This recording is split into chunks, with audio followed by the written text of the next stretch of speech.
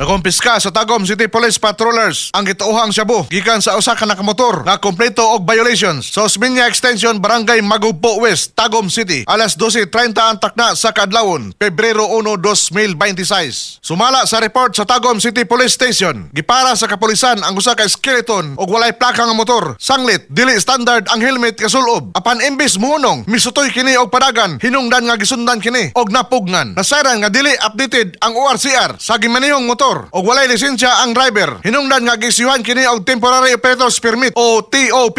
Nailhan ang dinakpan nga si alias J, 30 anyos, ulitaw, usa ka minero, residente sa Purok 1, Barangay Taglawig, Mako, Davao de Oro. Human gipahigayon sa otoridad ang body search. Nakumpiska ang duha ka paketeng gituohang shabu nga mitimbang og 0.2 gramo, nagkantidad og 1,360 pesos base sa standard drug price. Gikustodiya na ang suspect sa Tagum City Police Station og mag-atubang sa patong-patong nga kaso nga lakip sa paglapas sa Article 151 sa Revised Penal Code RA 4136, RA 10054 og Section 11 Article 2 RA 9165 para muligon ang tuhod, makasugakod, bisag magluhod, magturbo, maintenance matag dulog. Alang sa nagkaiusang Pilipino para sa Pilipinas, Darwin Dulatre, XFM News.